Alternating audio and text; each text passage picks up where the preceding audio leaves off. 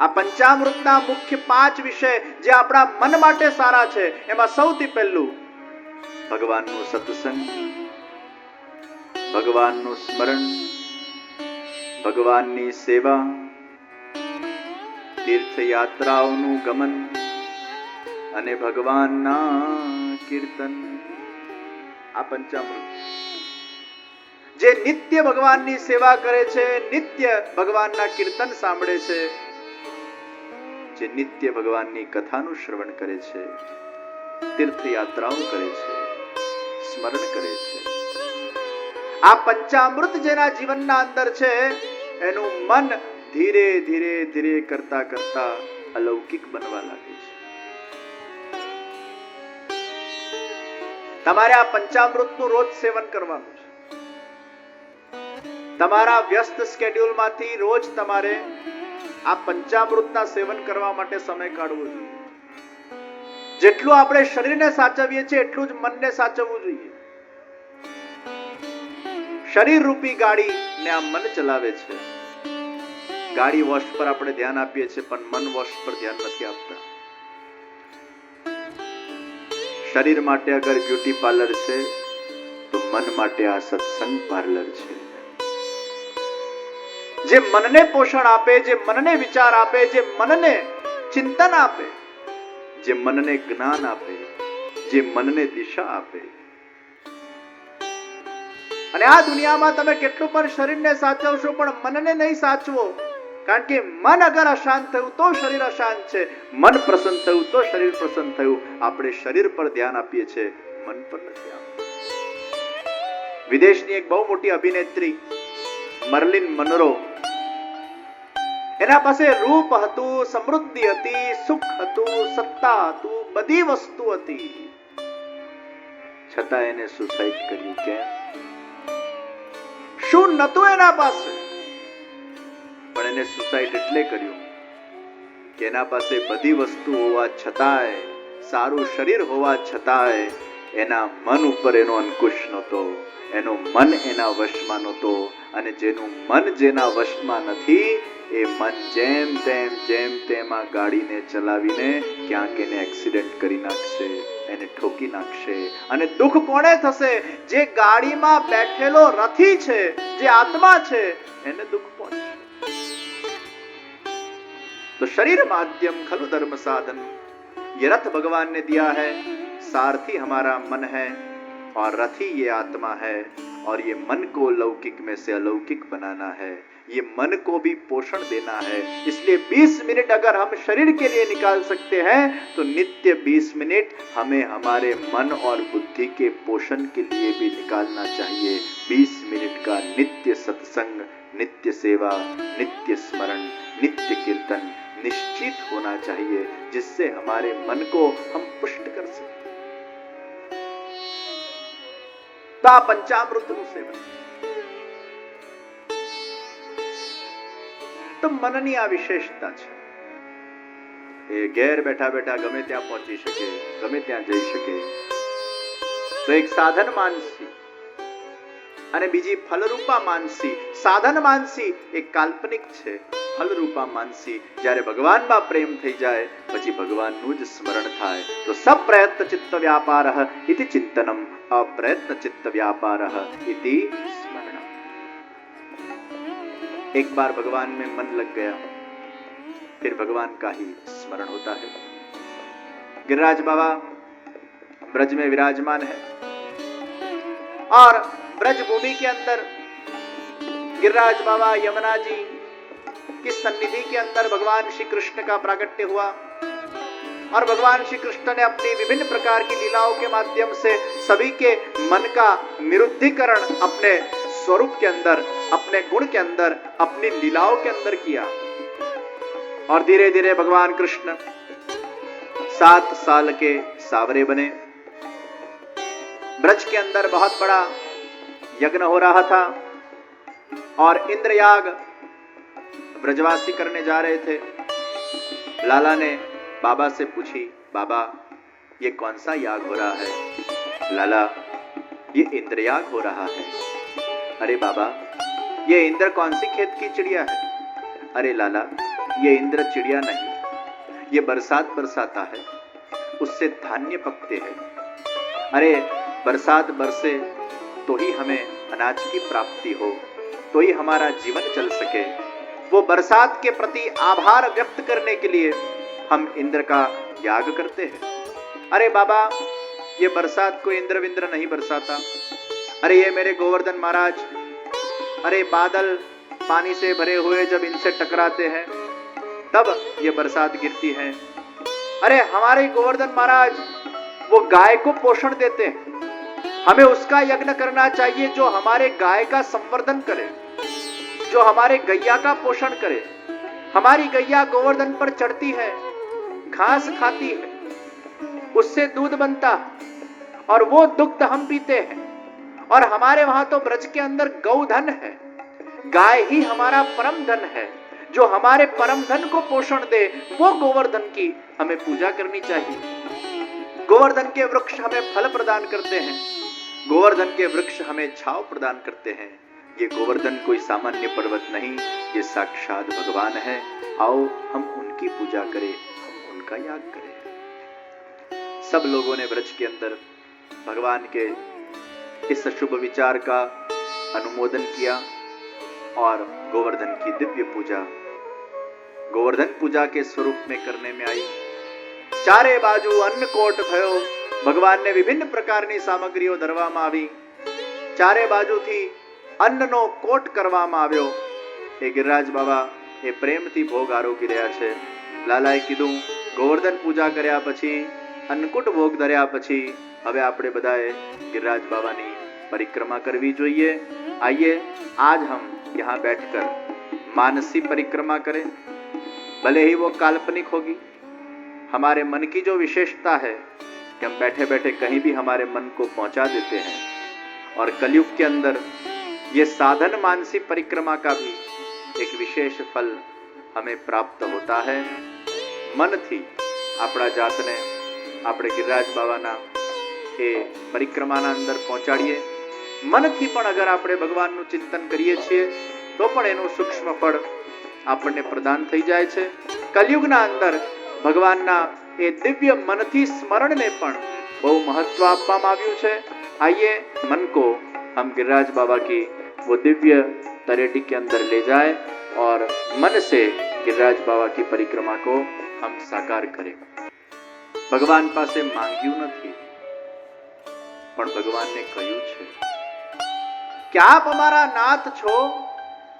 એ અમે કેટલા ભાગ્યશાળી કહેવાઈએ।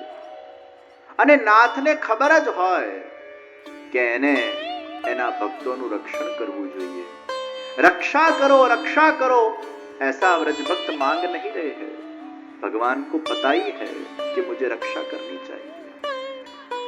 एक नानू बाळक જ્યારે માતાના ગોદમાં રમતું હોય અને માતા જ્યારે બાળકને ઉછાળે, બાળક હસતું હસતું નીચે આવે, ત્યારે બાળકે ચિલ્લાવવાની જરૂર નથી, માં બચાવો બચાવો બચાવો। બાળકને ખબર છે આ માએ જ મને ઉછાળ્યો છે તો એ મને કેચ તો કરશે।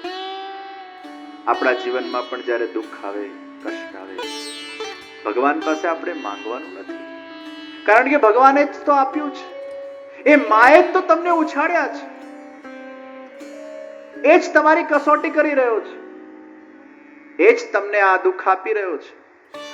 એના સામે જઈને તો આપણે એવું જ કહેવાનું હોય, હે પ્રભુ ये संसार रूपी भवसागर के अंदर मुझे तैराना हो तो तैराना और डुबाना हो तो डुबाना। सब कुछ आपके श्री चरणारविंदों में मैं समर्पित करता हूँ। मुस्कुराते मुस्कुराते ठाकुर जी की सेवा करते वक्त मनोमन भगवान से बातचीत करना कि हे प्रभु आप ही मेरी कसौटी ले रहे हो, आप ही मुझे ये विघ्न दे रहे हो, आप ही मुझे ये दुख दे रहे हो, लेकिन मुझे श्रद्धा है कि दुख को सामना करने की भी शक्ति आप ही दोगे, मार्ग भी आप ही निकालोगे, कहीं न कहीं इसका निवारण भी आप ही करोगे, या तो दुख दूर करके या तो दुख को सहन करने की शक्ति देकर। हे प्रभु हमें ऐसा धैर्य प्रदान करो। दुख दूर करवानी मांगणी भगवान પાસે નથી કરવાની, કારણ કે ભગવાને શું સમજીને આપણને દુઃખ આપ્યું છે, એની કયા પ્રકારની એમાં લીલા છે એ આપણને ખબર નથી। પણ ભગવાનને આપણે એટલું જ કહીએ છીએ, તું ही मुझे शक्ति प्रदान करो। कृष्ण कृष्ण महाभाग, हम बहुत भाग्यशाली है कि आप हमारे नाथ हो। માંગવું કઈ રીતે ભગવાન સામે ગોપીઓ આપણને શીખવાડે છે, આ રીતે માંગવું, નહીં તો માંગણીનો માર્ગ અશાંતિનો માર્ગ છે, બંધનનો માર્ગ છે। આજે તમારી ઈચ્છા પૂરી થઈ, ક્યારે ઈચ્છા પૂરી ન થાય, પણ સમર્પણનો માર્ગ એ શ્રેષ્ઠ માર્ગ છે, જેમાં ભગવાન ઉપર પૂર્ણ શ્રદ્ધા છે, પૂર્ણ વિશ્વાસ છે, મનમાં स्वतः तसल्ली मड़ी जाए છે कि भगवान हमारे साथ है और हम भगवान के पास है। गोपियोनी ए विनंती थी, भगवाने गिरिराज बाबाने धारण કર્યા અને गिरिराज बाबाने धारण કરીને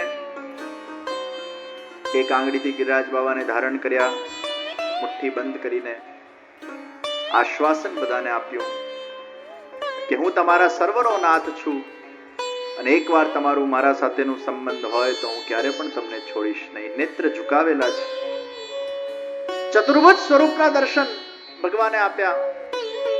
એક હાથથી ભગવાન વાંસળી વગાડતા ગયા, એક હસ્તથી ભગવાને ગિરિરાજને ધારણ કર્યા, એક હસ્તમાં શંખ છે અને ચાર હાથવાળા ભગવાને દર્શન આપ્યા તો બધા જ વ્રજવાસીઓએ श्री गोकुलनाथ जी नो जय जयकार करो। अरे ये तो हमारा गोकुल वाला नाथ है। वो चतुर्भुज स्वरूप के दर्शन हुए, श्री गोवर्धन नाथ का जय जयकार हुआ, श्री गोकुलनाथ का जय जयकार हुआ और भगवान ने अपने दिव्य स्वरूप के माध्यम से सभी के मन का इस भांति आकर्षण किया। 7 दिवस भूख्या तरस्या खादा पीदा वगर केवल मात्र ये भगवान ना ये स्वरूपामृत नु पान करता करता सर्व व्रज भक्तो ये भगवान ना ये दिव्य शरण ना अंदर ये परम शांति नो अनुभव करी रह्या छे। अने ए गोवर्धन नाथ जी नु जे स्वरूप एने ज आपणे श्रीनाथ जी नु स्वरूप कहीए छे। श्री गोवर्धन नाथ जी ए श्रीनाथ जी, આગળનું શ્રી લીધું, પાછળનું નાથ લીધું, ગોવર્ધન ખાઈ ગયા એટલે થઈ ગયું શ્રીનાથ। એ લાંબુ પડે છે, આગળનું શ્રી લીધું, નાથ ખાઈ ગયા, કરી નાખ્યું શ્રીજી। તો શ્રીજી એટલે श्री गोवर्धन नाथ जी। भगवान ने जो गोवर्धन को धारण किया और वो जो भगवान का अति ग्रेसफुल जो स्वरूप है वही हमारे श्रीनाथ जी है, जो भक्तों का रक्षण करते हैं, जो भक्तों का कल्याण करते हैं, जो भक्तों का उद्धार करते हैं, जो भक्तों के मनोरथों को परिपूर्ण करते हैं। जिस भक्त की जैसी पात्रता उसके आधार पर भगवान उसके जीवन के अंदर वो फल उसको प्रदान करते हैं। जिसको जिसकी आवश्यकता उसको भगवान वो आवश्यकता उसकी परिपूर्ण करते हैं। वो ग्रेसफुल भगवान हमारे श्रीनाथ जी बाबा है, जो गोवर्धन लीला का साक्षात स्वरूप है।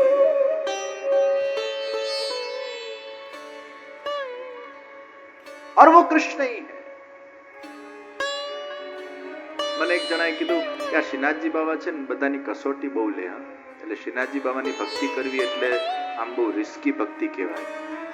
આનું તો કોઈ ઠેકાણું નહીં, એ આપણા ઘેર આવે ને એ દિવસે જ ચોરી થાય। અને અમે સાંભળ્યું છે કે શ્રીનાથજીની ભક્તિ કરો ને એટલે બહુ જ દુઃખ વેડફવા પડે, બહુ જ કસોટીઓ કરે, બહુ જ હેરાનગતિઓ આવે, અરે ધનવાન નિર્ધન થઈ જાય। મેં કીધું એવું તમને કોણે કીધું? એ કે ના અમે એવું સાંભળ્યું છે। બધું તમે ખોટું સાંભળ્યું છે। जिसकी जो पात्रता है उसके आधार पर भगवान उसको फल देते हैं। और जहां तक बात रही पैसे की, तो भारतना रिचेस्ट व्यक्ति कौन है? अंबाणी છે। હમણાં જેમના લગ્ન પૂરા થયા એ કોના ભક્ત છે? કોના ભક્ત? શ્રીનાથજીના ભક્ત છે। तो रही बात अगर पैसे की, तो भारत के जो सबसे धनिक परिवार है वो भी हमारे श्रीनाथ जी बाबा के ही भक्त हैं। पर भगवान को हम पैसों से कभी भी तोलते नहीं, भगवान को तो भाव से तोलते हैं। और भगवान कभी भी पैसे से तुलते भी नहीं, वो तो भाव प्रेम के भूखे हैं। તમારી પાત્રતા પ્રમાણે ભગવાન તમને ચાહે પૈસા આપે, ચાહે કંચન બનાવે, ચાહે નિષ્કંચન બનાવે, ભગવાન કંચનોના પણ છે અને ભગવાન નિષ્કંચનોના પણ છે. ભગવાન તો એક એવા સૂર્ય છે જે બધાને પ્રકાશ આપે છે. પૈસાથી ભગવાન તો નહીં.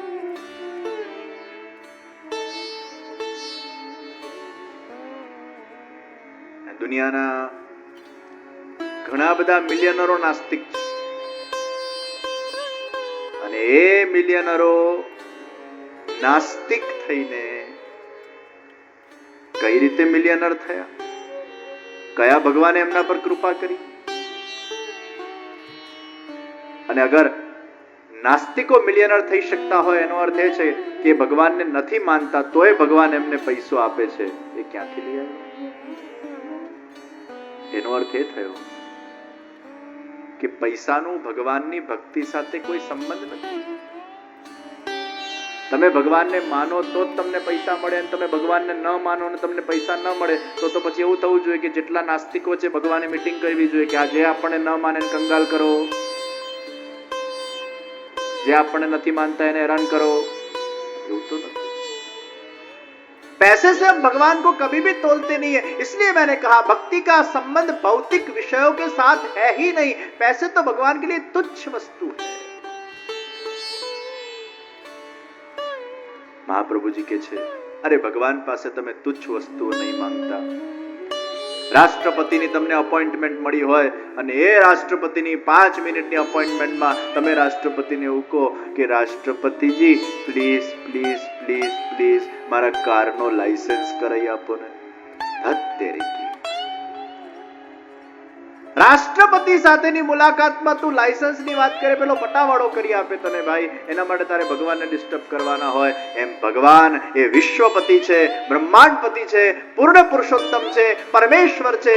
એવા શ્યામ સુંદર સાથે જે આપણો બ્રહ્મ સંબંધ થયું હોય અને એના દરબારમાં આપણે જઈએ અને સાવ નજીવી વાતો જ્યારે ભગવાન પાસે આપણે માંગીએ ત્યારે ભગવાન કહે છે માંગા તો भी तूने क्या मांगा? अर्जुन ने मांगा तो कृष्ण को मांगा, कृष्ण का साथ मांगा, कृष्ण उसके सारथी बने. हम भी कृष्ण के पास जाकर क्या मांगे? हे प्रभु आप मेरे मन के सारथी बनो और मेरी इंद्रियों को अंतर्मुख बनाओ. मेरे इंद्रियों को आपके रंग के अंदर आप रंगो. आपका मुझे बनाओ और मैं आपका बन जाऊं.